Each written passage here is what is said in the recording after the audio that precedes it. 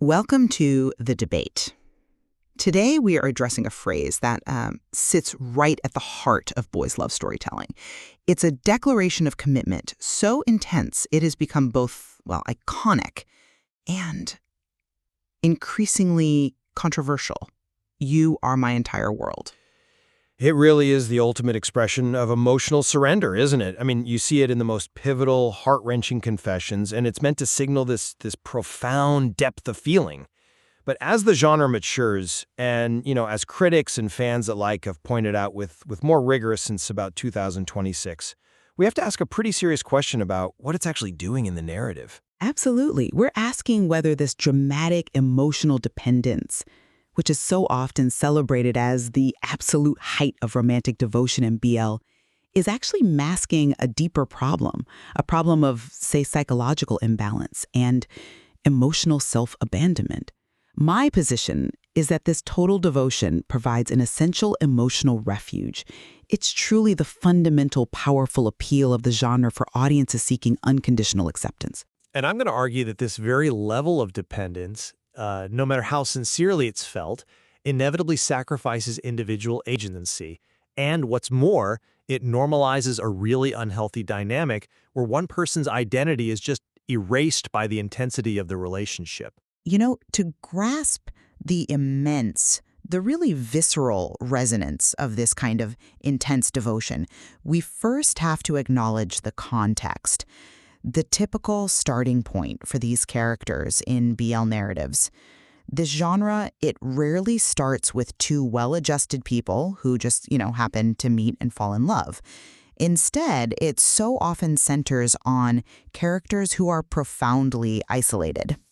Maybe they're navigating some serious trauma, rigid social expectations, especially around performative masculinity, or they're suffering from family estrangement and a lot of internalized shame. That isolation and trauma are, they're undeniable thematic drivers. Exactly.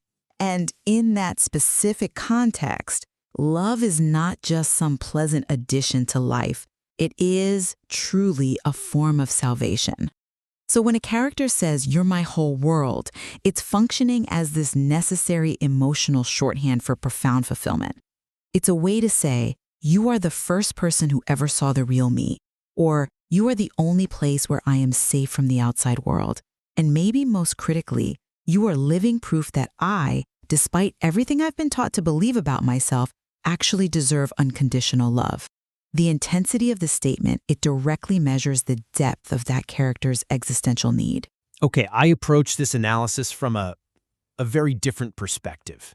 While the intent is certainly to signal safety and this intense feeling, the reality of what's shown on screen is that when a character's entire self-worth and identity becomes solely defined by their partner's presence, intimacy quietly slides into erasure, into a real structural imbalance.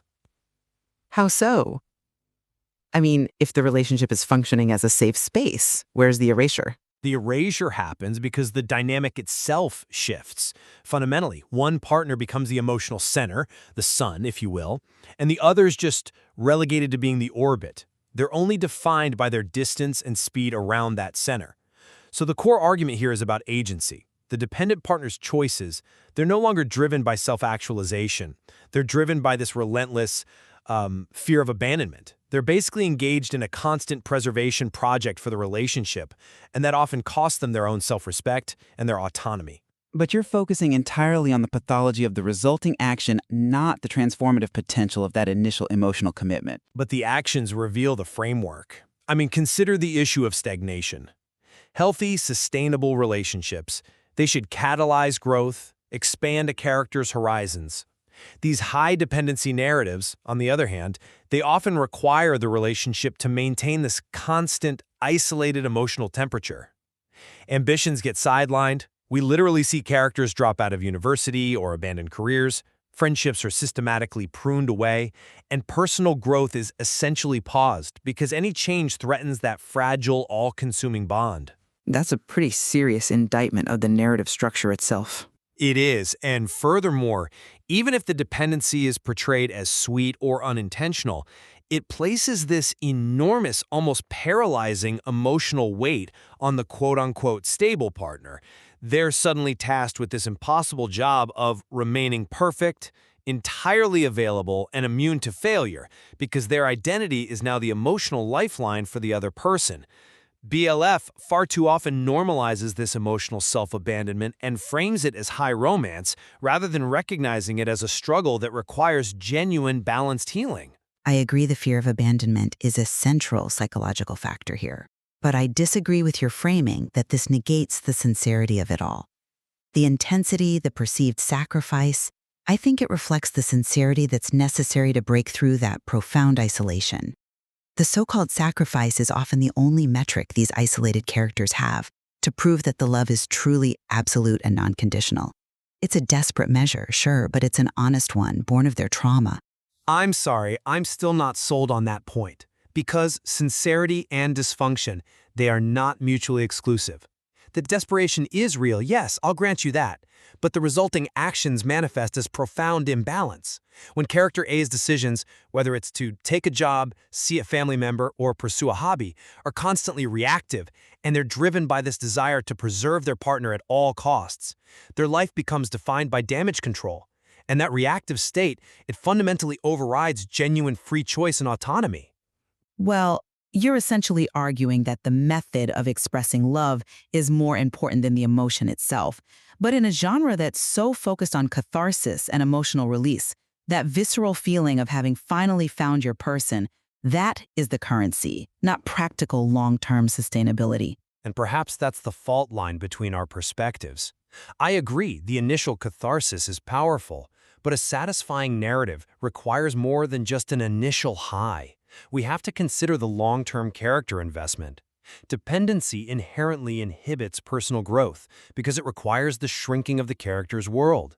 I mean, if a protagonist's career goal shrinks from becoming a renowned architect to just making sure they're home every night to reassure their partner, the narrative is implicitly demanding stagnation just to maintain that romantic intensity. I see why you emphasize that risk. I would argue that initial isolation is not inherently stagnation. It can be a necessary buffer. For characters emerging from deep trauma, especially the emotional toll of trying to conform to social norms, that initial sealing off of the world can act as a necessary emotional bunker.